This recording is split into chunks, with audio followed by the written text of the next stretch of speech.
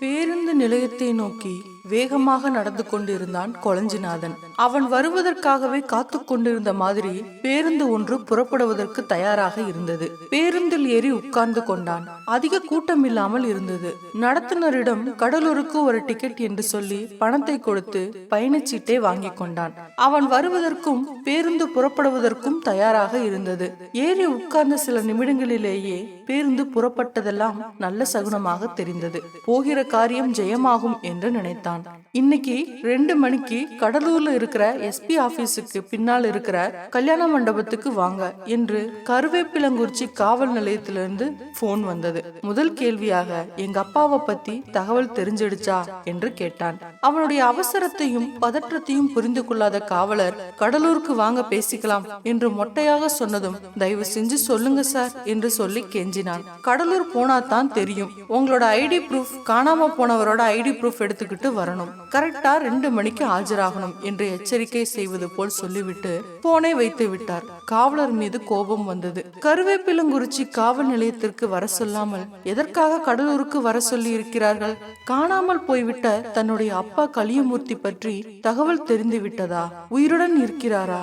எங்கே இருக்கிறார் என்று கேட்க வேண்டும் போல மனது துடித்தது. அதே நேரத்தில் பயமாகவும் இருந்தது. விஷயத்தை சொல்லியாச்சு, அப்புறம் எதுக்கு போன் போட்ட என்று கேட்டால் என்ன செய்வது? குழம்பி போனான். கலியமூர்த்தி உயிரோடு இருக்கிறார் என்று தெரிந்தால் போதும், அவன் அமைதியாகி விடுவான். திட்டினால் திட்டட்டும் என்ற எண்ணத்தில் காவலருக்கு போன் போட்டான். போன் எடுக்கப்படவில்லை. மீண்டும் போட்டான். எடுக்கவில்லை. உசுரோட தான் இருக்கார்னு ஒரு வார்த்தை சொல்றதுல என்ன நஷ்டம் வந்துடும்? போலீஸ்ங்கிற திமிர் என்று சொன்னான். காவலரிடமிருந்து போன் வந்ததிலிருந்து கொளஞ்சிநாதனால் ஒரு இடத்தில் உட்கார முடியவில்லை. ஒரு இடத்தில் நிற்க முடியவில்லை. வீட்டிற்கும் வாசலுக்குமாக நடந்தான். வீட்டுக்குள்ளேயே சுற்றி சுற்றி வந்தான். நிதானமாக இருங்க என்று சொன்ன சுமதியின் மீது எரிந்து விழுந்தான். மணி என்ன மணி என்ன என்று கடிகாரத்தை பார்த்து கொண்டிருந்தான். உடனே கடலூருக்கு போய்விட வேண்டும் என்று துடித்தான். என்ன செய்வது, யாரிடம் விஷயத்தை சொல்வது என தெரியாமல் தவித்தான். தன்னுடைய அக்கா பார்வதிக்கு போன் போட்டு காவலர் கடலூருக்கு வர சொன்ன செய்தியை சொன்னான். நானும் வரேன் என்று சொன்ன பார்வதியிடம் விஷயம் இப்படியா அப்படியான்னு தெரியல. போலீஸும் விஷயத்தை உடைச்சு சொல்லல. நான் போய் பார்த்துட்டு சொல்றேன், நீ அலைய வேண்டாம் என்று சொல்லிவிட்டு அவசரமான காரியத்தை செய்வது போல் போனை வைத்தான். கலியமூர்த்தி காணாமல் போய்விட்டார் என்று காவல் நிலையத்தில் புகார் மனு கொடுத்து 3 மாதத்திற்கு மேலாகிவிட்டது. நடையாய் நடந்து பார்த்தான். எந்த பதிலும் சொல்லவில்லை. இன்று தானாகவே கூப்பிட்டு வர சொல்லி இருக்கிறார்கள். காரணம் இல்லாமலா வர சொல்வார்கள்? தகவல் தெரிந்திருக்கும், அதனால்தான் வர சொல்லி இருக்கிறார்கள் என்று தன்னையே சமாதானம் செய்து கொண்டான்.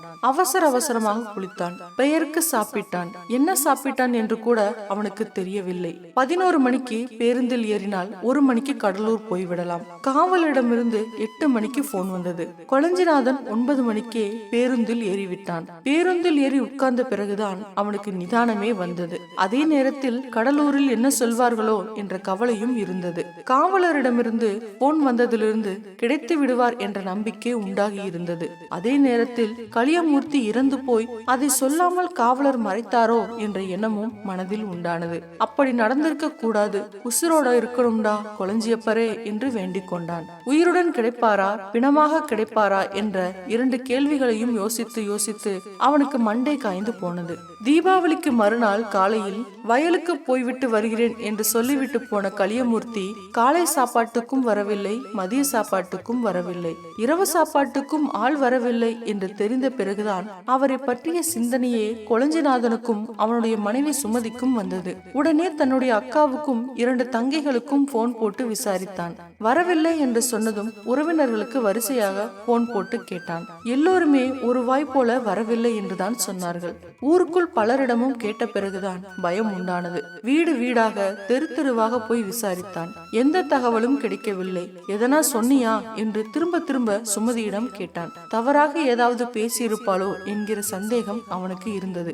இரவு என்று கூட பார்க்காமல் ஊரில் இருந்த ஏரி, குளம், ஓடை, புதற்காடு என்று ஒவ்வொரு இடமாக தேடி பார்த்தான். எங்க எங்க தேடியும் ஆள் கிடைக்கவில்லை. காணாமல் போன முதல் நாள் எங்காவது உறவினர் வீட்டில் இருப்பார் என்ற நம்பிக்கை இருந்தது. 2-3 நாட்கள் கழிந்த பிறகு அந்த எண்ணம் போய்விட்டது. ஊராக போய் தேடினான். கோவிலாக போய் தேடினான். போஸ்டர் எடுத்து ஒட்டினான். விளம்பரம் கொடுத்தான். காவல் நிலையத்தில் புகார் மனு கொடுத்தான். காலையில் எழுந்து போனால் இருட்டுகிற வரை ஒவ்வொரு ஊராக தெரு தெருவாக தேடி அலைவதுதான் அவனுடைய வேலை. கலியமூர்த்தி காணாமல் போய் இன்றோடு 3 மாதம் 20 நாட்களாகிவிட்டது. 3 மாதத்தில் அவனுக்கு நம்பிக்கையான ஒரு வார்த்தை கூட கிடைக்கவில்லை. இன்றுதான் முதல் தகவலாக காவல்துறையிலிருந்து வர சொல்லி இருக்கிறார்கள்.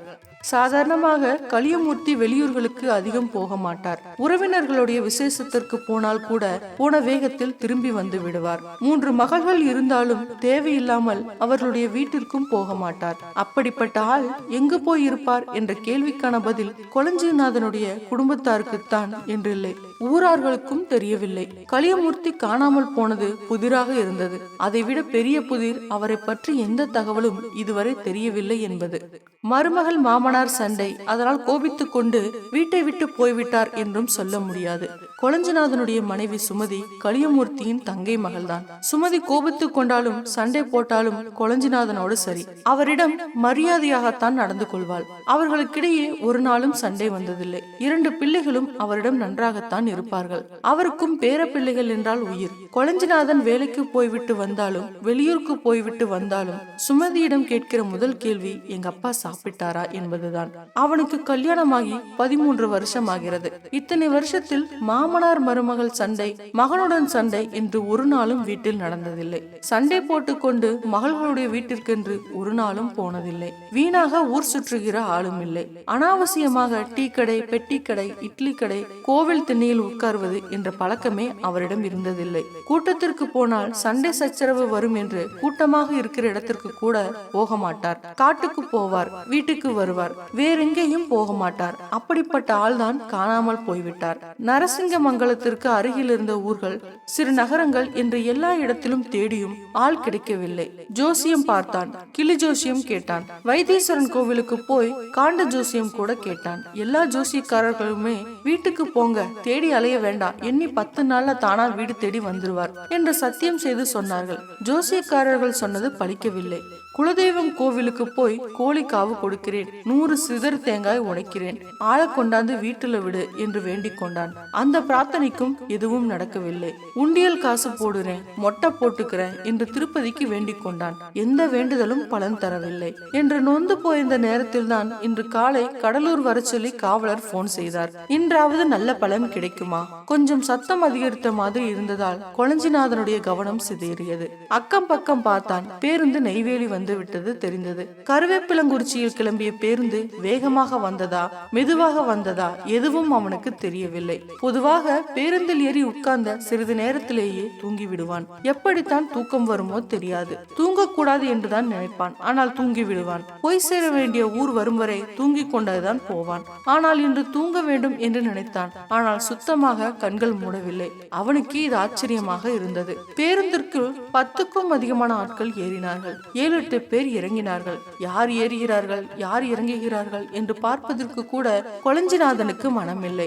அவனுக்கு பக்கத்தில் ஒரு ஆள் வந்து உட்கார்ந்தார். முதல் பார்வைக்கு அவனுடைய அப்பாவை போலவே இருந்தார். கலியமூர்த்தி நல்ல கருப்பு, குள்ளம், வழுக்கை தலையாக இருக்கும். பக்கத்தில் உட்கார்ந்திருந்தவருக்கு வெள்ளையாக இருந்தாலும் தலை நிறைய முடி இருந்தது.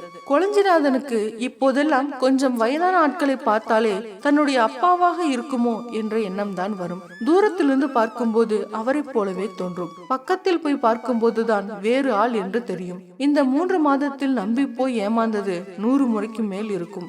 பேருந்து நகராமல் நின்று கொண்டிருந்தது. கொளஞ்சிநாதனுக்கு எரிச்சலை உண்டாக்கியது. அவனுக்கு சீக்கிரத்தில் கடலூருக்கு போக வேண்டும் போலவும் இருந்தது. போகக்கூடாது என்றும் இருந்தது. போகிற இடத்தில் நல்ல செய்தி கிடைக்குமோ கெட்ட செய்தி கிடைக்குமோ என்ற கேள்விகளுக்கிடையேதான் அவனுடைய மனம் நங்கூரமிட்டு நின்று கொண்டிருந்தது. அவனுடைய உடம்பு ஒரே நேரத்தில் சூடாகவும் இருந்தது, குளிர்ச்சியாகவும் இருந்தது. கடலூரில் என்ன சொல்வார்கள் என்று யோசித்துக் கொண்டே பேருந்துக்கு வெளியே பார்த்தான். அவனுக்கு முன் இருக்கையில் உட்கார்ந்து கொண்டிருந்த கொண்டிருந்த ஆளிடம் வயதான ஒரு பெண், ஐயா சாமி தர்மம் பண்ணுங்க என்று சொல்லி 2 கைகளையும் குவித்து கும்பிட்டு கொண்டிருப்பது தெரிந்தது. அந்த ஆள் காசும் கொடுக்கவில்லை, காசு இல்லை என்றும் சொல்லவில்லை. அந்த ஆள் காசு தரவில்லை என்று அந்த பெண் நகர்ந்து அடுத்த ஆளிடமும் போகவில்லை. தன்னை வந்து கேட்டால் உடனே காசு தந்துவிட வேண்டும் என்று நினைத்தான். பையில் சில்லறை இருக்கிறதா என்று பார்த்தான். 2 ரூபாய் காசு ஒன்றும் 5 ரூபாய் காசு ஒன்றும் இருந்தது. 2 ரூபாய் போடுவதா 5 ரூபாய் போடுவதா, 2 ரூபாய் போட்டால் போதும் என்று நினைத்தான். தன்னுடைய அப்பாவும் இப்படி எங்காவது பிச்சை எடுத்துக் கொண்டிருப்பாரோ என்ற எண்ணம் வந்ததும் 5 ரூபாயாக போடலாம் என்று நினைத்தான். தானாக கூப்பிட்டு போடலாமா, அந்த பெண் வரட்டும் என்று நினைத்துக் கொண்டிருக்கும் போது பேருந்து நகர ஆரம்பித்தது. 5 ரூபாய் காசை எடுத்து அந்த பெண்ணின் கையில் வைப்பதற்கு முயன்றான். காசு தவறி கீழே விழுந்து விட்டது. அந்த காசை அந்த பெண் எடுத்தாளா இல்லையா என்று பார்ப்பதற்கு முயன்றான். அதற்குள் பேருந்து வேகம் எடுத்து விட்டது. கொளஞ்சிநாதனுக்கு லேசாக தூக்கம் வருவது போல இருந்தது. கண்களை மூடிக்கொண்டான். அவன் கண்களை மூடிக்கொண்டிருந்து 2-3 நிமிஷ நேரம் கூட ஆகியிருக்காது. ஐயா சாமி தர்மம் பண்ணுங்க என்ற குரல் கேட்டது போல் இருந்தது. கண்களை திறந்து பார்த்தான். நெய்வேலி பேருந்து நிலையத்தை விட்டு பேருந்து வெகு தூரம் வந்து விட்டது. ஆனாலும் ஐயா சாமி தர்மம் பண்ணுங்க என்று கெஞ்சி கேட்ட அந்த பெண்ணின் குரல் மீண்டும் எப்படி கேட்டது என்பதுதான் அவனுக்கு புரியவில்லை. பிச்சை கேட்ட பெண் பற்றி யோசித்தும் வயிற்றில் சுரீர் என்று ஏதோ சுட்டது போல் வலித்தது. பிச்சை கேட்ட பெண்ணின் முகம் அவனுக்கு ஞாபகத்திற்கு வந்தது. அடுத்ததாக கலியமூர்த்தியின் முகம். பிச்சை எடுத்துக் கொண்டிருந்தால் கூட பரவாயில்லை, லாரியில் பேருந்தில் ரயிலில் அடிபட்டு சாகாமல் இருந்தால் போதும் என்று கொளஞ்சிநாதன் நினைத்தான். அப்போது தான் போட்ட 5 ரூபாய் காசை அந்த பெண் எடுத்திருப்பாளா? தெருவில் நடந்து போன போது, கோவிலுக்கு போன போதெல்லாம் பிச்சை கேட்டவர்களை நினைத்து பார்க்க முயன்றான். ஒரு முகம் கூட நினைவுக்கு வரவில்லை. இதுவரை தானாக போய் யாருக்கும் பிச்சை போட்டதில்லை என்பது ஞாபகத்திற்கு வந்தது. பிச்சை கேட்டதும் போட்டிருக்கிறோமா, 2-3 முறை கேட்ட பிறகு போட்டிருக்கிறோமா என்று யோசித்து பார்த்தான். சில்லறை இல்ல, எட்டப்போ என்று சொன்னது. இதெல்லாம் ஒரு பொழப்பா என்று கேட்டது. வெளியே போற நேரத்துல வழிய மறிச்சு கேட்கறது என்ன பழக்கமோ என்று கேட்டு முறைத்ததெல்லாம் நினைவுக்கு வந்தது. தனக்குத்தானே சீ என்று சொல்லிக் கொண்டான். இனிமே யார் வந்து கேட்டாலும் உடனே போட்டுடணும், சாமி கோவிலில் சத்தியம் செய்வது போல் தனக்குள் சொல்லிக் கொண்டான். கொளஞ்சிநாதனுக்கு வலது கை பக்கமாக உட்கார்ந்து கொண்டிருந்த ஆள் தூங்கி அவனுடைய தோளில் சாய்ந்தார். சாய்ந்ததோடு அப்படியே தூங்கவும் செய்தார். அந்த ஆள் தோளில் சாய்ந்ததுமே சட்டென்று கோபம் வந்தது. கோபத்துடன் அந்த ஆளை பார்த்தான். அந்த ஆளினுடைய கையில் தட்டினான். அந்த ஆள் உடனே விழித்துக் கொண்டு நேராக உட்கார்ந்து கொண்டார். சில நொடிகள் தான். மீண்டும் அந்த ஆள் தூங்கிய நிலையில் அவனுடைய தோளில் சாய்ந்தார். கோபம் வந்தது. திட்ட வேண்டும் என்ற எண்ணம் வந்தது. அந்த ஆள் தன்னுடைய தோளில் சாய்ந்து தூங்கிக் கொண்டிருப்பதை மறப்பதற்காகவும் கோபத்தை குறைப்பதற்காகவும் வெளியே பார்த்தான். பேருந்து வடலூரை தாண்டி குறிஞ்சிப்பாடியை நெருங்கிக் கொண்டிருப்பது தெரிந்தது. அதுக்குள்ளாரவா வந்துடுச்சு என்று ஆச்சரியப்பட்டான். இன்னும் அரை மணி நேரத்தில் கடலூருக்கு போய்விடுவோம் என்ற எண்ணமே அவனை பதட்டமடைய வைத்தது. உடம்பில் சூட்டை அதிகரித்தது. நல்ல செய்தி கிடைக்கணும்டா கடவுளே என்று வேண்டிக் கொண்டான். ஆள் மட்டும் கிடைத்தால் போதும், எங்கிருந்தாலும் எவ்வளவு செலவானாலும் அழைத்து கொண்டு வந்துவிட வேண்டும். காட்டிற்கு போகாமல் வீட்டை விட்டு வெளியே போகாமல் பார்த்து கொள்ள வேண்டும் என்று பலவாறு திட்டம் போட்டான். அவனுடைய மனது ஓயாமல் யோசித்தபடியும் தனக்குத்தானே பேசியபடியும் இருந்தது. கலியமூர்த்தி திரும்ப வீட்டுக்கு வந்துவிட வேண்டும் என்பதை தவிர அவனுடைய மனதில் வேறு வேண்டுதல் இல்லை. திரும்பி வந்து விடுவார் என்பதற்கு இதுவரை நம்பிக்கையான சிறு விஷயம் கூட நடக்கவில்லை. அங்க பார்த்தான், இங்க பார்த்தான், அங்க பார்த்தேன், இங்க பார்த்தேன் என்ற வார்த்தை கூட காதில் விழவில்லை. குறிஞ்சிப்பாடியில் நின்ற வேகத்தில் பேருந்து புறப்பட்டது. குறிஞ்சிப்பாடியை தாண்டினால் குள்ளஞ்சாவடி, அடுத்ததாக தம்பிப்பேட்டை, கடைசியாக கடலூர் வந்துவிடும். நேரத்தில் போவது நல்லதா கெட்டதா அவனுக்கு தெரியவில்லை. நேரத்தில் போக வேண்டும் என்ற எண்ணமும் இருந்தது, நேரத்தில் போக வேண்டாம் என்ற எண்ணமும் இருந்தது. கலியமூர்த்தி காணாமல் போவதற்கு முன்பு இந்த மாதிரி குழப்பமெல்லாம் அவனுக்கு வந்ததே கிடையாது. மாவட்ட காவல் கண்காணிப்பாளர் அலுவலகத்திற்கு ஆட்டோவில் போவதா நகர பேருந்தில் போவதா என்று யோசித்தான். அதற்கு கூட அவனால் சட்டென்று முடிவெடுக்க முடியவில்லை. பெரிய தலைவலியா இருக்கு என்று நினைத்துக் கொண்டே பேருந்திற்கு வெளியே பார்த்தான். குறிஞ்சிப்பாடியை தாண்டி கொண்டிருந்தது பேருந்து. நெல்லை விற்பதற்காக விருத்தாச்சலம் போகும்போதெல்லாம் 3-4 கிலோ என்று கத்திரிக்காயை வாங்கி கொண்டு வருவார். காயை வாங்கி கொண்டு வந்த அன்று ஒரே நேரத்தில் 2 கிலோ அளவுக்கு வெட்டி போட்டு குழம்பு வைக்க மாட்டார். பொரியல் மாதிரி நிறைய பூண்டுகளை சேர்த்து வதக்கி எடுப்பார். கறியை எப்படி சாப்பிட வைப்பாரோ அதே மாதிரிதான் கத்திரிக்காயும் சாப்பிட வைப்பார். காரமாக இருக்கு வேணாம் என்று சொன்னாலும் விடமாட்டார். உடம்பு உரமாவனும் தின்னு என்று சொல்லி கட்டாயப்படுத்துவார். வெளியூர் போனாலும் உள்ளூரில் வந்து விற்கிற காயாக இருந்தாலும் அவர் வாங்குகிற ஒரே காய் கத்தரிக்காய் தான். அதுதான் விலையும் குறைவாக இருக்கும், நிறையவும் இருக்கும். கத்தரிக்காயை விட்டால் அவருக்கு தெரிந்த காய்கள் பூசணி, பரங்கிக்காய் மட்டும்தான். கீரை என்றால் முருங்கை, புளிச்சை கீரை. சுமதி கறியை நன்றாகத்தான் சமைப்பாள், விதவிதமாக பொரியல் வைப்பாள். ஆனாலும் ஒவ்வொரு முறை கறி சாப்பிடும் போதும், கத்தரிக்காய் பொரியல் சாப்பிடும் போதும் கலியமூர்த்தி சமைத்து போட்ட கறியும் கத்தரிக்காயும் தான் ஞாபகத்திற்கு வரும். பெரிய பெரிய ஹோட்டல்களில் எல்லாம் பலமுறை சாப்பிட்டு இருக்கிறான். எங்க சாப்பிட்டாலும் யார் சமைத்திருந்தாலும் கலியமூர்த்தி சமைத்தது போல் இருக்காது. கலியமூர்த்தி சமைத்து போட்டது, பார்வதி சமைத்து போட்டதெல்லாம் நன்றாக நினைவில் இருக்கிறது. ஆனால் அவனுடைய அம்மா சமைத்து போட்டது மட்டும் நினைவில் இல்லை. நல்லம்மாள் சாகும்போது கொளஞ்சிநாதனுக்கு 7 வயது. பள்ளிக்கூடத்தில் இருந்தவனை யாரோ ஒரு ஆள் வந்து உங்க அம்மா செத்து போச்சு வா என்று சொல்லி கையை பிடித்து அழைத்து கொண்டு வந்தது மட்டும்தான் நினைவில் இருக்கிறது.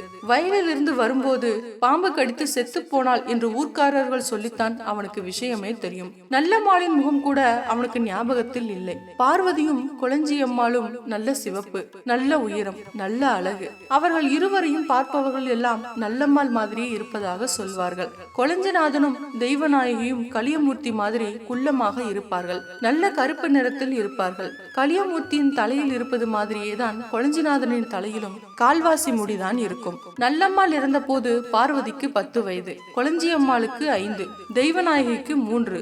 அம்மா இல்லாத பிள்ளைங்களை எப்படி வளர்த்து ஆளாக்கி இருக்கான் பாரு என்று ஊர்க்காரர்கள் சொல்லும் விதமாகத்தான் 4 பிள்ளைகளையும் வளர்த்தார். கொளஞ்சிநாதனை மட்டும்தான் படிக்க வைத்தார். வயதுக்கு வர வர ஒவ்வொரு பெண் பிள்ளையையும் கட்டி கொடுத்து விட்டார். உனக்கு வேலை வந்த பின்னால்தான் கண்ணாலம் என்று சொல்லிவிட்டார். படித்து விட்டு வந்து வீட்டிலிருந்த 3 ஆண்டுகள் வரையிலும் கலியமூர்த்தி தான் சமைத்து போட்டார். வேலை கிடைத்த பிறகுதான் அவனுக்கு கல்யாணமே கட்டி வைத்தார். கலியமூர்த்தியுடன் எங்கெல்லாம் போனோம் என்று நினைத்து பார்த்தான்.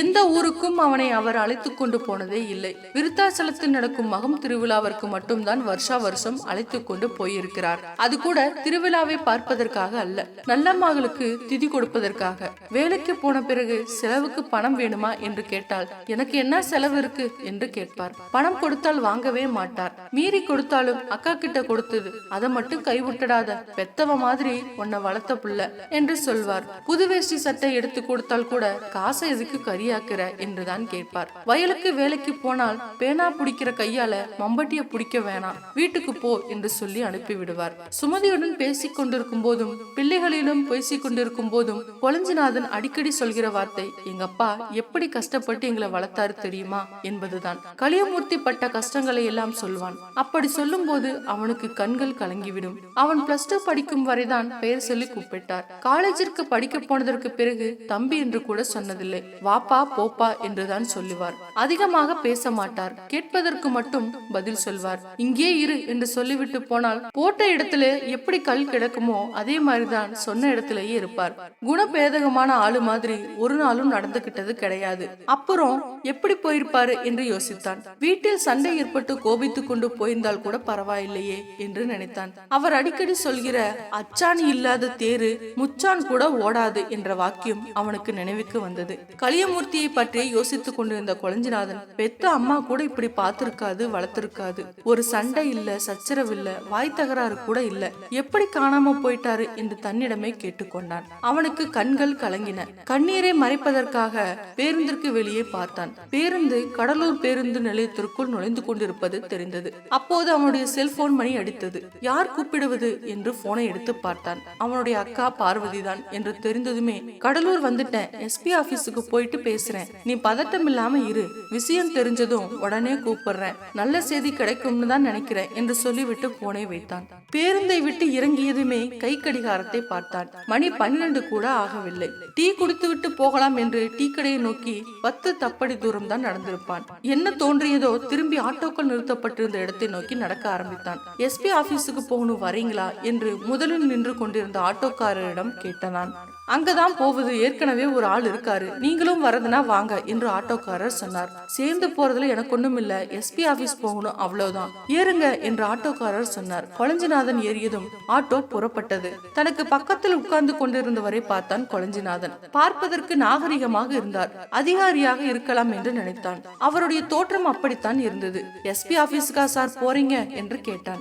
அதற்கு அவர் ஆமாம் என்பது போல் தலையை மட்டும் ஆட்டினார். அடுத்த கேள்வியாக எஸ்பி ஆபீஸ் ஆபீஸுக்கு பின்னால போலீஸுக்கான கல்யாண மண்டபம் இருக்கா, தெரியுமா சார் என்று கேட்டான். அதற்கும் அவர் தெரியும் என்பது போல் தலையை மட்டும் ஆட்டினார். நீங்களும் அங்கதான் போறீங்களா என்று கேட்டதற்கு பதில் சொல்வதற்கு பதில் ஆட்டோவுக்கு வெளியே பார்த்தார். அவர் பேசவில்லை என்பதற்காக கொளஞ்சிநாதன் பேசாமல் இருக்கவில்லை. என் பேரு கொளஞ்சிநாதன், கவர்மெண்ட் ஸ்கூல்ல டீச்சரா இருக்கேன் என்று தானாகவே சொன்னான். அப்படியா என்று கூட அவர் கேட்கவில்லை. பேசாமலேயே இருந்தார். மாவட்ட கண்காணிப்பாளர் அலுவலகத்திற்கு பின்னால் இருக்கிற கல்யாண மண்டபம் தெரியுமா என்று கேட்க நினைத்து சார் என்று சொன்னான். இவன் சார் என்று எதற்காக சொன்னான் என்பதை புரிந்து கொண்டது போல் என் பேரு ராமலிங்கம், NLC எம்ப்ளாயி என்று மட்டும் அவர் சொன்னார். அவர் சொன்ன 2 வார்த்தைகளே போதும் என்பது போல், சார் தப்பா நினைச்சுக்காதீங்க, எங்க அப்பா காணாம போயிட்டாரு, அதுக்காக ஸ்டேஷன்ல கம்ப்ளைண்ட் கொடுத்தேன், 3 மாசம் கழிச்சு இன்னைக்கு வர சொல்லிருக்காங்க, அதுக்கு தான் போறேன், சாரு மண்டபத்துக்கு தான் போறீங்களா என்று கேட்டான். அதற்கு அவர் பதில் சொல்லவில்லை. அதிகம் பேசாத ஆளாக இருக்கலாம் என்று நினைத்துக் கொண்டான். காவலர்களுக்கான கல்யாண மண்டபத்தில் என்ன நடக்கும் என்று யோசித்துக் கொண்டிருக்கும் போதே ஆட்டோ மாவட்ட கண்காணிப்பாளர் அலுவலகத்தின் முன் வந்து நின்று விட்டது. முதலில் கொளஞ்சிநாதன் இறங்கினான். இரண்டாவதாக ராமலிங்கம் இறங்கினார். சார் எப்படி போறது என்று கேட்டதற்கு வாங்க என்று சொல்லிவிட்டு நடக்க ஆரம்பித்தார்.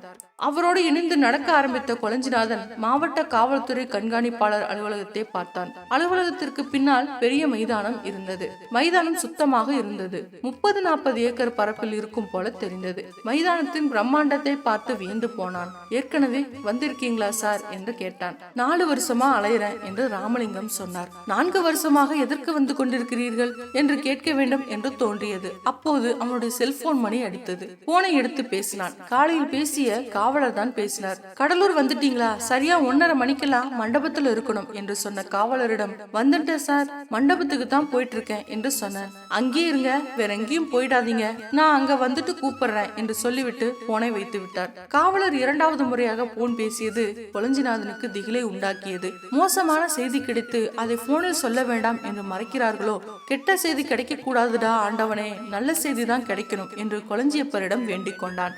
தடவையா வரீங்களா என்று ராமலிங்கம் கேட்டார். ஆமா சார் என்று சொன்னான். பிறகு மைதானத்தை பார்த்தான். கிழக்கில் இருந்த ஒரு கட்டிடத்தை நோக்கி ஆட்கள் போய் கொண்டிருப்பது தெரிந்தது. தூரத்தில் இருக்கிற கட்டிடம்தான் கல்யாண மண்டபமாக இருக்க வேண்டும் என்று யூகித்துக் கொண்டான். திரும்பி பார்த்தான். பின்னாலும் ஆட்கள் வந்து கொண்டிருப்பது தெரிந்தது. போலீஸ்க்கு தகவல் தெரிஞ்சிருக்குமா சார்? தெரியல. தீபாவளிக்கு மறுநாள் காட்டுக்கு போறேன்னு போன ஆளு 3-4 மாசமா காணோம் சார் என்று கொளஞ்சிநாதன் தானாகவே விஷயத்தை சொன்னான். 10-20 தப்படி தூரம் வரை எதுவும் பேசாமல் இருந்த ராமலிங்கம் வீட்டுல சண்டையா என்று கேட்டார். அப்படியெல்லாம் ஒண்ணு இல்ல சார், தீபாவளி அன்னைக்கு ராத்திரி நல்லா தான் சாப்பிட்டுட்டு படுத்தாரு. பிரச்சனை ஏதாவது இருந்துச்சா, ட்ரீட்மெண்ட் எதுவும் எடுத்தீங்களா என்று ராமலிங்கம் கேட்டார். அவர் எதற்காக அப்படி கேட்கிறார் என்பதை புரிந்து கொண்ட மாதிரி, மென்டல் மாதிரி எல்லாம் இல்ல சார், சரியா காது கேட்காது, சில நேரம் உட்கார்ந்த இடத்துல உட்கார்ந்துருப்பாரு, மத்தபடி நல்லா தான் இருந்தாரு, வயசு 70 சார், அடிக்கடி காணாம போவாரா, இதுதான் ஃபர்ஸ்ட் டைம் என்று சொல்லி முடிப்பதற்குள் கொளஞ்சிநாதனுக்கு அழுகை வந்து விட்டது. இன்னைக்கு நான் ஒரு வேளையில இருக்கிறேன்னா, மெத்த வீட்டுல படுக்கிறேன்னா, 3 வேளையும் சாப்பிட்றேன்னா, அதுக்கெல்லாம் காரணம் எங்க அப்பா தான் சார். என்னைக்கு அவர் காணாம போயிட்டாருன்னு தெரிஞ்சதோ அன்னையிலிருந்து எப்ப சாப்பாடு முன்னால உட்கார்ந்தாலும் வாந்தி வர மாதிரி இருக்கு. ஒரு கை சொத்த அள்ளி வாயில போட முடியல. எங்க அப்பா இல்லாத வீட்டுல படுக்க முடியல, தூங்க முடியல சார். கதவில்லாத வீட்டுல படுத்திருக்கிற மாதிரி இருக்கு. பணம் இல்லாம, சோத்துக்கு இல்லாம, படிக்க முடியாம, அம்மா இல்லாமன்னு எத்தனையோ கஷ்டத்தை அனுபவிச்சிருக்கேன். இந்த மாதிரி கஷ்டத்தை அனுபவிச்சதில்ல, ஒரு நாள் கூட பட்டினி போட்டதில்ல, சோத்துக்காக எங்களை அடுத்தவங்க வீட்டுல நிக்க விட்டதில்ல. கடுமையான உழைப்பாளி சார். வீட்டுல நெருப்ப வச்சுட்டு போயிட்டாரு. வந்துடுவாருன்னு காவ காத்துக்கிட்டே 3 மாசம் ஓடி போச்சு. இடி விழுந்த வீடா ஆயிடுச்சு சார். கொளஞ்சிநாதன் அழுகையை மறைப்பதற்காக சுற்றும் முற்றும் பார்த்தான். தன்னை தாண்டி கொண்டு போகிற ஆட்களையும் 1-2 கார்களையும் 2 சக்கர வாகனங்களையும் பார்த்தான். நடக்காமல் அப்படியே நின்றான். ராமலிங்கமும் நின்று விட்டார். அவர் காணாம போனதுக்கு செத்து போய் இருக்கலாம். அப்படி நடத்திருந்தா அவருக்கும் நல்லதா இருந்திருக்கும், எனக்கும் நல்லதா இருந்திருக்கும். காணாம போனதுதான் பெரிய பிரச்சனை ஆயிடுச்சு. லாரியில, பஸ்ல, ரயில அடிபட்டு செத்துட்டாரு, ஏரியில, குளத்துல, ஆத்துல விழுந்து செத்துட்டாருன்னு தெரிஞ்சா கூட போதும் சார். எந்த தகவலும் இல்லாம எப்படி இருக்கிறது? செத்துட்டாருன்னு எப்படி நானா நினைச்சுக்கிறது என்று கேட்டுவிட்டு தலையை கவிழ்த்து கொண்டு அழுதான். முன்பின் தெரியாத ஆளின் முன் அழுது கொண்டிருக்கிறோம் என்ற எண்ணம் கூட அவனுடைய மனதில் இல்லை. அடி வாங்கிய குழந்தையை போல அழுது கொண்டிருந்தான். அவன் அழுவதை பார்த்து கவலைப்படாதீங்க, உங்க அப்பா சீக்கிரம் கிடைச்சிருவாரு என்று சொல்லாமல், நாளானா பழகிக்கும் என்று ராமலிங்கம் சொன்னார். அவர் என்ன சொன்னார் என்பதை கூட கவனிக்காமல் பலமாக 2-3 முறை மூக்கை உறிஞ்சினான். பேண்ட் பாக்கெட்டிலிருந்து கர்ச்சீப்பை எடுத்து கண்களையும் முகத்தையும் துடைத்துக் கொண்டான். வழி தெரிந்த மாதிரி தானாக நடக்க ஆரம்பித்தான். அவனுடன் இணைந்து நடக்க ஆரம்பித்த ராமலிங்கம் மிகவும் மெதுவாக கேட்டார், உங்க அப்பாவுக்கு நீங்க மட்டும் தானா? மொத்தம் 4 பிள்ளைங்க சார் என்று சொன்ன கொளஞ்சிநாதன் ராமலிங்கம் கேட்கிறாரா இல்லையா என்று கூட பார்க்காமல் தன்னுடைய போக்கில், எங்க அப்பாவுக்கு 6 காணி நிலம் இருந்துச்சு சார், ஒரு கூரை வீடு, அவ்வளவுதான் சொத்து. எங்க அக்கா வந்து எங்க கூட 2 நாள் இருன்னு கூப்பிட்டாலும் போக மாட்டாரு. என்னோட கடைசி தங்கச்சி தெய்வநாகியோட புருஷன் கொஞ்சம் தண்ணி போடுற ஆளு, அதனால சுத்தமா அந்த வீட்டுக்கு போக மாட்டாரு. எங்க அக்கா வீட்டுக்கும் முத தங்கச்சி வீட்டுக்கு போனாலும் ராத்திரி தங்க மாட்டாரு. எங்க அப்பா காணாம போல நாளிலிருந்து எங்க அக்கா படுற பாடு இருக்கே, வார்த்தையால சொல்ல முடியாது சார். என்னை விட 4 மடங்கு அலைஞ்சிருக்கும். எங்க அக்கா எங்க அம்மா மாதிரி 10 வயசுல பெரிய பொம்பளை மாதிரி சோறு ஆக்குச்சு, குழம்பு வச்சுச்சு. எங்க அம்மா இருந்தா கூட எங்க அக்கா மாதிரி பார்த்திருக்காது சார் என்று சொல்லிவிட்டு அழுதான். தொடர்ந்து நடக்காமல் நின்றான். தொலைந்து போன பொருளை தேடுவதை போல மைதானத்தையே பார்த்தான். ராமலிங்கமும் நின்று விட்டார். சில பேர் காணாம போனவங்களை தேடிக்கிட்டே இருக்கும், சில பேர் வயசானவங்களை எல்லாம் வீட்டை விட்டு போகட்டும்னு நினைக்கிறாங்க என்று சொன்னார். அவர் சொன்ன விதம் தனக்குத்தானே சொல்லிக் கொண்டது போல் இருந்தது. உங்க அப்பா தானாதான் காணாம போயிட்டாரு, ஆனா எங்க அம்மா நிலைமை வேறு என்று தானாகவே சொன்னார் ராமலிங்கம். அவர் என்ன சொன்னார் என்று புரிந்து கொள்வதற்கு அவனுக்கு சிறிது நேரம் ஆயிற்று. தன்னுடைய முகத்தையும் கண்களையும் துடைத்துக் கொண்டு ரகசியத்தை கேட்பது போல், என்ன சார் ஆச்சு என்று கேட்டான். சொல்வதா வேண்டாமா என்று யோசிப்பது போல் நின்று கொண்டிருந்தார் ராமலிங்கம். அவருடைய முகத்தையே பார்த்து கொண்டிருந்தான் கொளஞ்சிநாதன். வா, திருப்பதிக்கு போயிட்டு வரலாம்னு என் தம்பி எங்க அம்மாவை கூட்டிக்கிட்டு போயிருக்கான். ஏதோ ஒரு ஸ்டேஷன்ல தண்ணி புடிச்சிட்டு வரேன்னு சொல்லிட்டு ரயிலை விட்டு இறங்கினவன் திரும்ப ஏறல. ரயில போயிடுச்சு. ரயிலோட எங்க அம்மாவும் போயிடுச்சு. தமிழ்நாட்டு ரயிலா வடநாட்டு ரயிலான்னு கூட அவன் என்கிட்ட சொல்லல என்று சொன்ன ராமலிங்கத்தின் குரல் எப்போதும் போலதான் இருந்தது. முகத்தில் கூட மாற்றமில்லை. அவர் சொன்ன விதம் கூட புத்தகத்தில் படித்த கதையை சொன்னது போல்தான் இருந்தது. கொளஞ்சிநாதனுக்கு தான் முகம் மாறிவிட்டது. சற்று முன் தன்னுடைய அப்பாவுக்காக அழுததை கூட மறந்து விட்டான். அதிர்ச்சியில் அவனுக்கு பேச கூட வரவில்லை. சிரமப்பட்டுத்தான், என்ன சார் சொல்றீங்க என்று கேட்டான். விஷத்தை வச்சு கொண்டு இருக்கலாம், அப்படி செஞ்சிருந்தா கூட கோபத்துல செஞ்சிட்டான்னு போயிடலாம். உலகத்துல நடக்கிறதுதான் ஏண்டா இப்படி செஞ்சேன்னு கேட்டதுக்கு நான் என் பொண்டாட்டி புள்ளிய பார்க்க வேணாமான்னு கேக்குறான். என்ன சொல்றது, 74 வயசு, சுகர் இருக்கு, பிபி இருக்கு. சின்ன வயசா இருந்தா கூட எங்கேயாச்சும் வேலை செஞ்சு பொழைச்சுக்கும்னு இருக்கலாம், அதுக்கும் வழி இல்ல. 4 வருஷமா அலைஞ்சிட்டு இருக்கேன் என்று ராமலிங்கம் சொல்லி முடிப்பதற்குள் அவசரப்பட்ட மாதிரி, இப்படியும் இருப்பாங்களா சார் என்று கோபத்துடன் கொளஞ்சிநாதன் கேட்டான். உலகத்துல எல்லா விதமாகவும் இருப்பாங்க என்று சொன்ன ராமலிங்கம் மெல்ல நடக்க ஆரம்பித்தார். கொளஞ்சிநாதனும் நடக்க ஆரம்பித்தான். உங்க அம்மா எதுக்காக அவர்கிட்ட போனாங்க என்று கேட்டான். என்கிட்ட தான் 10-15 வருஷமா இருந்தாங்க. என் தம்பிக்கு 4 பசங்க, வேலை இல்ல. எங்க அம்மா அவன்கிட்ட இருந்தா அத காரணமா வச்சு மாசம் மாசம் கொஞ்சம் பணம் தரலான்னு தான் அனுப்புனேன். இப்படி செஞ்சுட்டான். பயங்கரமா இருக்கு சார். பெத்த அம்மாவை ரயிலில் விட்டுட்டு வந்து எப்படி அவனால சாப்பிட முடியுதுன்னு தான் எனக்கு தெரியல. திருப்பி என்கிட்டவே கொண்டாந்து விட்டுருக்கலாம். என்னை விட எங்க அம்மாவுக்கு அவனைத்தான் அதிகமா பிடிக்கும். கஷ்டப்படுறான்னு சொல்லிக்கிட்டே இருக்கும் என்று சொன்னார். அப்போது அவர்களை கடந்து 2-3 கார்கள் சென்றன. காவல்துறையை சேர்ந்த காரும் சென்றது. கொடுமை சார் என்று கொளஞ்சிநாதன் சொன்னான். அவன் சொன்னதற்கு உடனே ராமலிங்கம் எதுவும் பேசவில்லை. 20-30 அடி தூரம் வந்த பிறகுதான் சொல்ல மறந்து போன விஷயத்தை சொல்வது போல் சொன்னார். என் கூட ஒருத்தர் வேலை பாக்குறாரு, பேரு செல்வராஜ். அவரோட அம்மா வீட்டுல சண்டை போட்டுக்கிட்டு போயிட்டாங்க. எங்க போனாங்கன்னு தெரியல. 3-4 வருஷம் தேடி பார்த்தாங்க. எங்கேயாவது அனாதை பணமா செத்து போயிருக்கலாம்னு கர்ம காரியம் பண்ணிட்டாங்க. அமாவாசை விரதமும் இருக்க ஆரம்பிச்சுட்டாங்க. 4-5 மாசத்துக்கு முன்னால அந்த அம்மா மெட்ராஸ்ல அனாத ஆசிரமத்துல இருக்கிறது தெரிஞ்சது. போய் கூப்பிட்டாங்க. அந்த அம்மா வரலன்னு சொல்லிடுச்சு. அப்படி சொன்னதே போதும்னு வந்துட்டாங்க. கர்ம காரியம் செஞ்சுட்டு அமாவாசை விரதமும் இருந்துட்ட பின்னால எப்படி ஆளை வீட்டுக்கு கூட்டிட்டு வர்றதுன்னு அப்படியே விட்டுட்டாங்க. மாசம் மாசம் பணமும் அனுப்புறது இல்ல. அதையே காரணமா வச்சு வீட்டுக்கு வந்துட்டா என்ன செய்யறதுன்னு ராமலிங்கம் சொன்ன விஷயம் கொளஞ்சிநாதனை நடுங்கி போக வைத்தது. எதையும் நம்ப முடியல சார் என்று சொன்னான். முத தடவையா வந்திருக்கீங்க. மண்டபத்துக்குள்ளார போனதும் இது மாதிரி 1000 கதை தெரிய வரும். காவலர்களுக்கான கல்யாண மண்டபத்தின் வாசலுக்கு இரு பக்கமும் குறைந்தது 200-300 கார்கள் நிறுத்தப்பட்டிருந்தன. 100க்கும் அதிகமான இருசக்கர வாகனங்கள் நிறுத்தப்பட்டிருந்தன. கார்களையும் இருசக்கர வாகனங்களையும் பார்த்து அசந்து போய் விட்டான் கொளஞ்சிநாதன். பதற்றத்துடனும் பயத்துடனும் மண்டபத்தின் படிகளில் ஏற ஆரம்பித்தான். மண்டபத்திற்குள் நுழைவதற்குள் முன்னிருந்த கதவை ஒட்டி டேபிள் போட்டு 4 காவலர்கள் நின்று கொண்டிருந்தனர். காவலர்களில் வயதானவராக இருந்தவர், இங்க வாங்க சார் என்று கூப்பிட்டார். எந்த ஸ்டேஷன் லிமிட்ல இருந்து வரீங்க என்று கேட்டார். பதில் சொல்லதும் காணாம போனவங்க பேரு, வயசு, அட்ரஸ் எழுதுங்க, அப்புறம் உங்க பேரு, அட்ரஸ், மொபைல் நம்பரை எழுதி கையெழுத்து போடுங்க என்று சொல்லி ஒரு பதிவேட்டை கொடுத்தார். முதலில் ராமலிங்கம் விவரங்களை எழுதி கையெழுத்து போட்டார். அடுத்ததாக கொளஞ்சிநாதன் எழுதி கையெழுத்து போட்டான். நீங்க உள்ளார போகலாம் சார் என்று காவலர் சொன்னதும் இருவரும் மண்டபத்திற்குள் வந்தனர். அவர்கள் வருவதற்காகவே காத்து கொண்டிருந்த மாதிரி 2 காவலர்கள் வந்து டீயும் பிஸ்கட்டும் கொடுத்தனர். ஒரே வார்த்தையாக வேண்டாம் என்று கொளஞ்சிநாதன் சொல்லிவிட்டான். நாம இருக்கிற கவலையில டீயா கேக்குது என்று நினைத்து கொண்டான். ஆனால் ராமலிங்கம் டீயையும் பிஸ்கட்டையும் வாங்கி கொண்டார். அதோடு கொளஞ்சிநாதனையும் எடுத்துக்குங்க என்று சொன்னார். வேண்டாம் சார் என்று மறுத்துவிட்டான். கொளஞ்சிநாதன் மண்டபத்தை பார்த்தான். 2000 பேர் உட்காரக்கூடிய அளவுக்கு பெரியதாக இருந்தது. 200-300 பேருக்கு மேல் ஆட்கள் உட்கார்ந்திருந்தனர். மேடையில் 5-6 காவலர்கள் தீவிரமாக ஏதோ வேலை செய்து கொண்டிருந்தனர். 10-20 காவலர்கள் உட்கார்ந்திருந்த ஆட்களுக்கு டீ, பிஸ்கட் கொடுத்து கொண்டிருப்பது தெரிந்தது. ஒவ்வொன்றாக பார்த்த கொளஞ்சிநாதன் என்ன சார் இவ்வளவு கூட்டம் என்று கேட்டான். இன்னும் வரும் பாருங்க என்று ராமலிங்கம் சொன்னார். இவ்வளவு பெருமா? ஆளுகளை காணாம தேடிக்கிட்டு இருக்காங்க என்று சிறு பையன் மாதிரி கேட்டான். அதற்கு அவர் ஆமாம் என்பது போல் தலையை மட்டும் மாட்டினார். மேடையில் நகரும் தன்மையுள்ள ஒரு திரையை தள்ளி கொண்டு வந்து நிறுத்தினார்கள். 6 நாற்காலிகளை எடுத்துக்கொண்டு வந்து போட்டார்கள். ஒரு காவலர் ஒலிபெருக்கியை கொண்டு வந்து வைத்தார். 2 காவலர்கள் செல்போனில் பேசியபடி குறுக்கும் நெடுக்குமாக நடந்து கொண்டிருந்தனர். மேடையில் நடந்து கொண்டிருந்த காரியங்களை பார்த்தால் மிகவும் முக்கியமான நபர் வருவதற்கான ஏற்பாடுகள் போல் தெரிந்தது. ஒரு பெண் வந்து ராமலிங்கத்திடம் எப்படி சார் இருக்கீங்க என்று கேட்டார். பரவாயில்ல என்று பட்டும் படாமல் சொன்னார் ராமலிங்கம். உங்களுக்கு தகவல் எதுவும் தெரிஞ்சுதா? இல்லைங்க, எங்களுக்கும் இதுவரை ஒன்னும் தெரியல. இன்னைக்காச்சும் தகவல் தெரிஞ்சா பரவாயில்ல.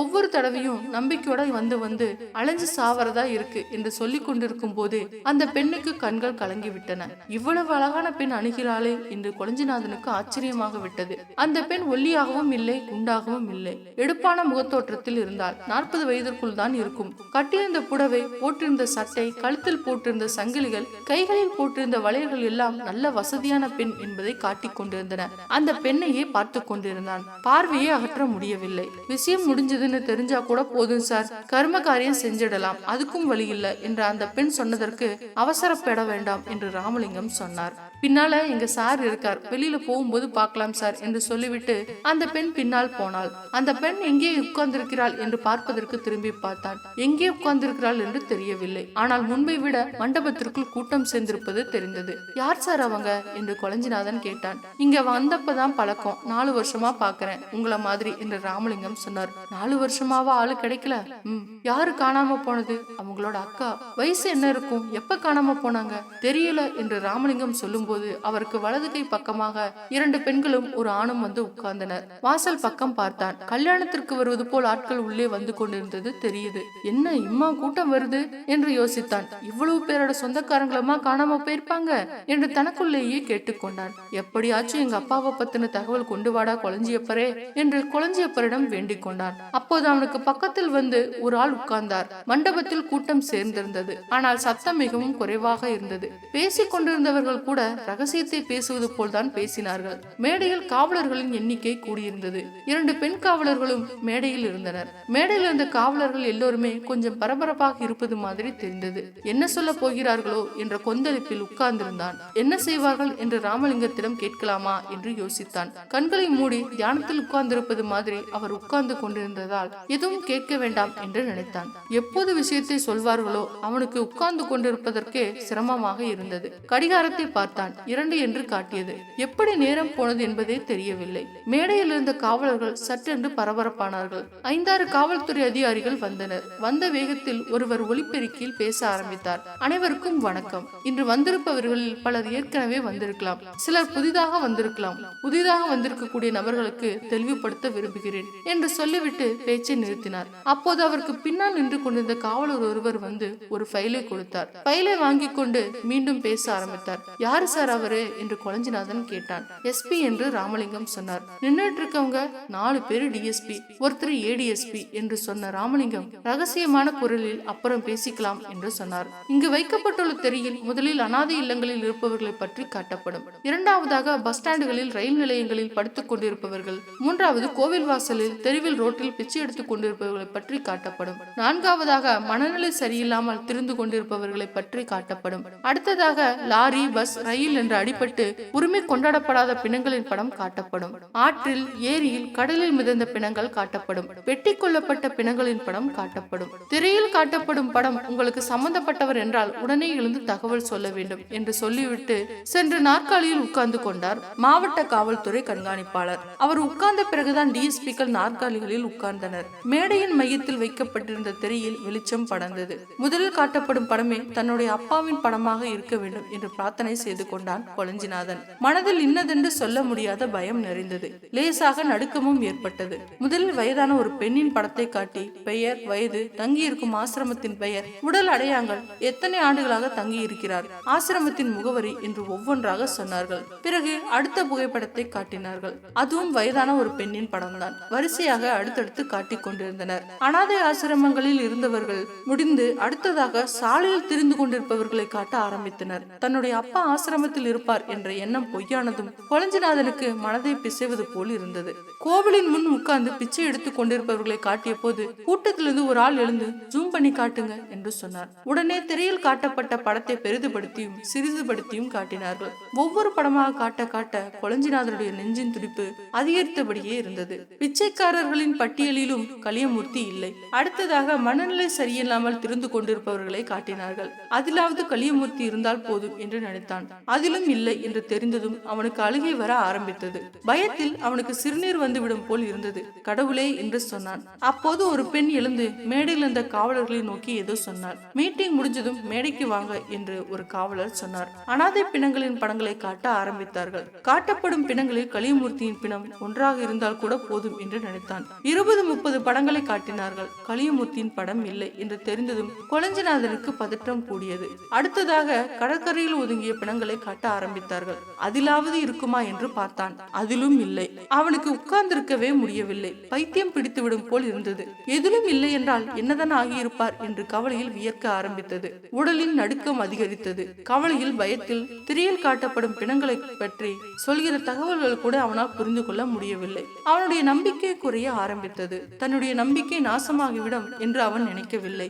எல்லா படங்களையும் காட்டி முடித்த பிறகு மாவட்ட காவல்துறை கண்காணிப்பாளர் எழுந்து வந்து ஒளிப்பெருக்கின் முன் நின்று கொண்டு, இதுவரை காட்டப்பட்ட படங்களில் 6 பேருக்கு மட்டுமே அடையாளம் தெரிந்துள்ளது. அந்த 6 பேரும் குடும்பத்தினரும் சம்பந்தப்பட்டவரின் ஆவணங்களுடன் மேடைக்கு பின்புறம் வரும் என்று சொன்னார். அதுவரை அமைதியாக இருந்த மண்டபத்தில் பேச்சு சத்தம் எழ ஆரம்பித்தது. 10-20 பேர் எழுந்து மேடைக்கு பின்புறமாக சென்றார்கள். மீண்டும் காவல்துறை கண்காணிப்பாளர் பேச ஆரம்பித்தார். மண்டபம் அமைதியானது. நம்முடைய கடலூர் மாவட்டத்தில் 2016 முதல் 2020 வரை காணாமல் போனவர்களின் எண்ணிக்கை 876. காணாமல் போனவர்களில் 73% பெண்கள், 27% ஆண்கள்.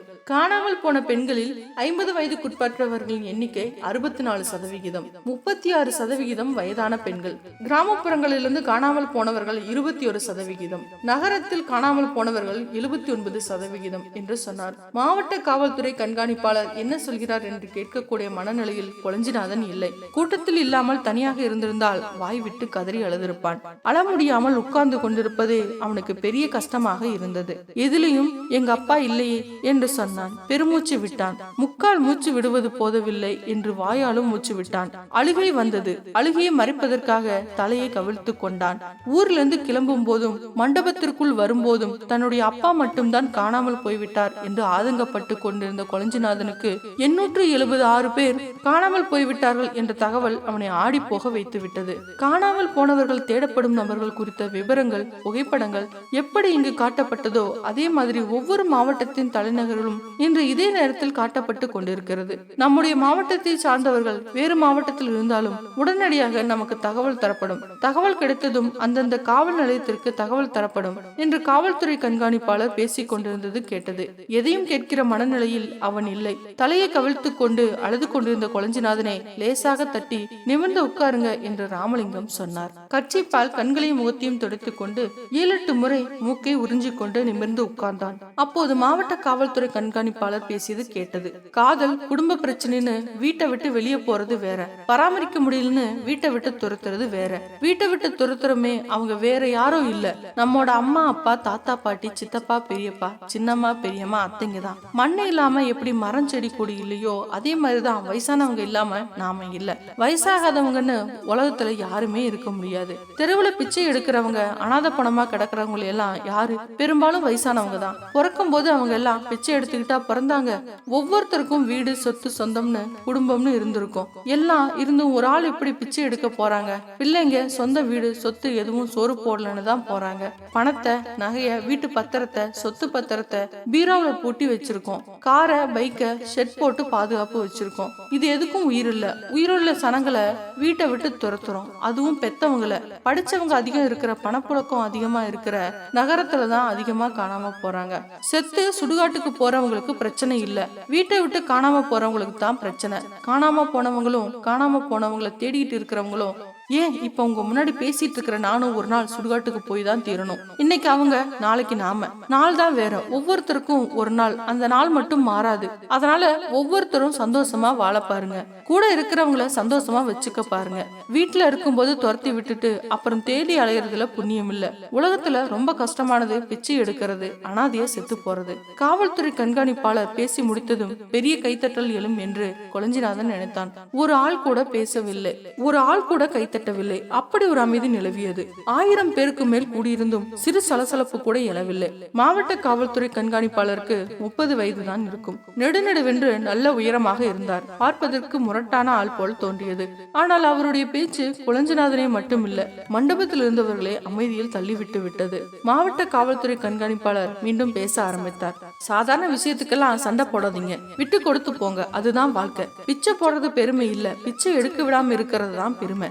நாம பிறக்கிறதுக்கு, வளர்றதுக்கு, வாழ்றதுக்கு ஏதோ ஒரு விதத்துல உதவுனவங்களை தான் நாம அனாதையாக்குறோம். பெத்தவங்களை, உறவுக்காரங்களை பிச்சை எடுக்க விட்டுட்டு சாமி கோவிலுக்கு போறதுல புண்ணியம் இல்ல. பிச்சை போடுறதும் நாம தான், பிச்சைக்காரங்களை, அனாதைங்களை உருவாக்குறதும் நாம தான். எல்லா காலத்திலயும் பிச்சைக்காரங்களும் அனாதைகளும் எப்படி உருவாக்கிட்டே இருக்காங்க என்பதுதான் எனக்கு புரியல. இந்த முறை தகவல் கிடைக்கவில்லையே என்று யாரும் கவலைப்பட வேண்டாம். அடுத்த முறை நிச்சயம் தகவல் கிடைக்கும் என்ற நம்பிக்கையோடு போங்க. மாவட்ட காவல்துறை கண்காணிப்பாளர் பேசி முடித்ததும் ஆங்காங்கே ஒதுங்கி நின்று கொண்டிருந்த காவலர்கள் வந்து சாப்பிடுவாங்க என்று கூப்பிட்டனர். காவலர்களின் நடவடிக்கை அவனுக்கு ஆச்சரியமாக இருந்தது. விருந்தாளிகளை அழைப்பது போல ஒவ்வொருவரையும் சாப்பிடுவதற்கு அழைத்துக் கொண்டிருந்தார். கடைசி வர கொளஞ்சிநாதன் சாவணும் போல இருக்கு என்று சொல்லிக்கொண்டே நாற்காலியை விட்டு எழுந்து கொளஞ்சிநாதன், என்ன செய்யறது சார் என்று கேட்டான். வாங்க, சாப்பிடாம போனா விடமாட்டாங்க என்று சொல்லிவிட்டு சாப்பாடு கூடத்தை நோக்கி ராமலிங்கம் நடக்க ஆரம்பித்தார். அவருக்கு பின்னால் நடக்க ஆரம்பித்தான் கொளஞ்சிநாதன். இருவருக்கும் ஒரே இடத்தில் இடம் கிடைக்கவில்லை. சாப்பிட்டு விட்டு வெளியே வாங்க பார்க்கலாம் என்று சொல்லிவிட்டு ராமலிங்கம் ஒரு இடத்தில் உட்கார்ந்து கொண்டார். அவருக்கு 2 வரிசை முன்னால் தள்ளி கொளஞ்சிநாதன் உட்கார்ந்து கொண்டான். பந்தியில் உட்காருவதற்கும் சாப்பிடுவதற்கும் சுத்தமாக அவனுக்கு விருப்பமில்லை. காவலர்களின் கட்டாயத்தினால் தான் வந்து உட்கார்ந்திருந்தான். கொளஞ்சிநாதனுக்கு வலது பக்கமாக ஒருவர் உட்கார்ந்திருந்தார். அவராகவே, சாருக்கு எந்த ஊரு என்று கேட்டார். பெயர், ஊர், கலியமூர்த்தி காணாமல் போனது தேடிக்கொண்டிருப்பது, இன்று கடலூர் வந்தது வரை குளத்தில் இருக்கும் தண்ணீரை கவிழ்த்து கொட்டுவது போல தன்னுடைய குடும்ப கதையை ஒரே மூச்சில் சொல்லி முடித்தான். எல்லாவற்றையும் பொறுமையாக கேட்ட அந்த ஆள், நானும் வாத்தியார் தான், பேரு ஏழுமலை என்று சொன்னார். சார் வந்தது என்று இழுத்த மாதிரி கேட்டான். 2 வருஷத்துக்கு முன்னாடி அம்மா வீட்டுக்கு போறேன்னு போன என்னோட ஒய்ஃப் திரும்ப வரல, தேடிட்டு இருக்கேன் என்று சொல்லும் போதே அவருக்கு அழுகை வந்து விட்டது. அழுகையை அடக்குவதற்கு சிறந்த மருந்து தண்ணீர் தான் என்பது போல் முன்னால் இருந்த பாட்டிலை எடுத்து தண்ணீரை குடித்தார். காவலர்கள் உணவுப் பொருட்களை பரிமாற ஆரம்பித்தனர். ஏழுமலை சாப்பிட ஆரம்பித்தார். எந்த ஊரு சார்? பன்ருட்டி. இங்க எத்தனை தடவை வந்திருக்கீங்க? இதோட 3. மாசம் நடக்குமா இந்த கூட்டம்?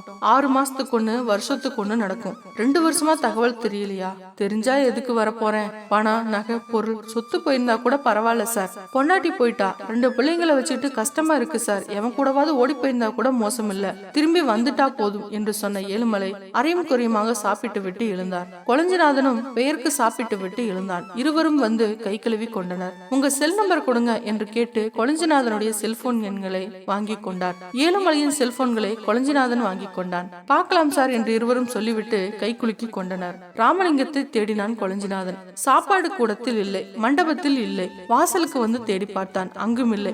எப்படி காணாமல் போயிருப்பார்? செல்போனின் எண்களை வாங்காமல் விட்டு விட்டோமே என்று வருத்தப்பட்டான். பேருந்து நிலையத்திற்கு எப்படி போவது என்று யோசித்தான். கார்களிலும் இருசக்கர வாகனங்களிலும் ஆட்கள் வெளியே போய் கொண்டிருந்தனர். செல்போன் மணி அடித்தது. அவனுடைய அக்கா பார்வதி தான் கூப்பிட்டிருந்தாள். போனை எடுத்த வேகத்தில் ஒன்னும் பலனில்லை. அலைஞ்சதுதான் மிச்சம். மத்ததை வீட்டுக்கு வந்துட்டு சொல்றேன் என்று சொல்லிவிட்டு அவசரமாக போனை வைத்தான். மாவட்ட காவல்துறை கண்காணிப்பாளர் அலுவலகத்தின் முன் வரிசையாக ஆட்டோக்கள் நிறுத்தப்பட்டிருந்தன. ஆட்டோக்களில் ஆட்கள் ஏறுவதும் ஆட்டோக்கள் புறப்படுவதுமாக இருந்தன. பஸ் ஸ்டாண்டு என்று சொல்லி ஒரு ஆட்டோவில் ஏறிக்கொண்டான். 1/4 மணி நேரத்திற்குள்ளாகவே ஆட்டோ பேருந்து நிலையத்திற்கு வந்துவிட்டது. தன்னுடைய ஊருக்கு போகிற பேருந்து எங்கே நிற்கிறது என்று பார்த்து கொண்டே வந்தான். ஒரு பேருந்து நின்று கொண்டிருந்தது. நடத்துனரிடம் எப்ப எடுப்பீங்க என்று கேட்டுவிட்டு ஏறி உட்கார்ந்து கொண்டான். ஒரு சாமியும் கை கொடுக்கலையே என்று சொன்னான். கவலையில் கண்களை மூடிக்கொண்டான். நடத்துனர் வந்து டிக்கெட் கேட்டார். பொன்னாடம் ஒரு டிக்கெட் என்று சொன்னான். பொன்னாடமா? இது சிதம்பரம் போற பஸ், இதுல எதுக்கு ஏறினீங்க என்று நடத்துனர் கேட்டதும் கொளஞ்சிநாதனுக்கு குழப்பமாக இருந்தது, வெட்கமாக இருந்தது. என்ன சொல்வதென்று தெரியவில்லை. தலையிலிருந்து கால் வரை எரிவது போல் இருந்தது. பார்த்துதான் ஏறினேன். உங்ககிட்ட கூட கேட்டேன், பஸ்ஸை எப்ப எடுப்பீங்கன்னு தான் கேட்டீங்க, என்ன ஊருக்கு போகுதுன்னு கேட்கல என்று முறைப்பது போல் நடத்துனர் சொன்னார். அவமானத்தில் எதுவும் பேசாமல் இருந்தான். சட்டென்று கலியமூர்த்தியின் மேல் கோபம் வந்தது. என்ன மனுஷன், எப்படியெல்லாம் அசிங்கப்பட வச்சுட்டு போயிட்டாரு என்று பற்களை கடித்தான். நேரில் இருந்தால் கெட்ட வார்த்தை சொல்லி கூட திட்டி இருப்பான். அந்த அளவுக்கு ஆத்திரம் உண்டானது. மென்டல் தான், செத்து தொலையட்டும் என்று வாய்க்குள்ளாகவே சொல்லிக் கொண்டான். 10-15 கிலோமீட்டர் தூரம் வந்துடுச்சு. அடுத்த ஸ்டேஜ் வண்டிப்பாளையம். அங்க இறங்கி கடலூர்ல பஸ் பிடிச்சு போய் மாறிக்குங்க, இல்லனா இன்னும் 10 கிலோமீட்டர் தாண்டி புவனகிரி வந்துரும், அங்க இறங்கி பஸ் மாறிக்குங்க என்று சொன்ன நடத்துனர் அடுத்த ஆளிடம் டிக்கெட் என்று கேட்டார். கொளஞ்சிநாதனுக்கு மண்டை வெடித்து போகிற அளவுக்கு கோபம் வந்தது. கோபத்தை யாரிடம் காட்டுவது என்பதுதான் தெரியவில்லை. எப்படி மாறி ஏறணும்? கடலூருக்கு போய் மாறுவதா, புவனகிரிக்கு போய் மாறுவதா, எது பக்கம் என்பது தெரியவில்லை. யாரிடம் கேட்பது என்பதும் தெரியவில்லை. ஏதாச்சும் ஒரு ஊருக்கு டிக்கெட் வாங்குங்க, இது கவர்மெண்ட் பஸ், செக்கிங் காரங்க ஏறினா என்னோட சீட்டை கிழிச்சிடுவாங்க என்று சொல்லி கத்தினார் நடத்துனர். எதுவும் பேசாமல் கொளஞ்சிநாதன் 100 ரூபாய் பணத்தை கொடுத்தான். பணத்தை வாங்கி கொண்ட நடத்துனர் புவனகிரியா வண்டிப்பாளையமா என்று கேட்டார். எந்த ஊர் என்று சொல்ல தெரியாமல் பித்து பிடித்தவன் மாதிரி உட்கார்ந்து கொண்டிருந்தான் கொளஞ்சிநாதன். பேருந்து வேகமாக ஓடிக்கொண்டிருந்தது. ஓகே ஃப்ரெண்ட்ஸ், இந்த வீடியோ உங்களுக்கு பிடிச்சிருக்கும்னு நினைக்கிறேன். மறக்காம லைக் பண்ணுங்க, கமெண்ட் பண்ணுங்க, ஷேர் பண்ணுங்க, சேனலை சப்ஸ்கிரைப் பண்ணுங்க. தேங்க்யூ.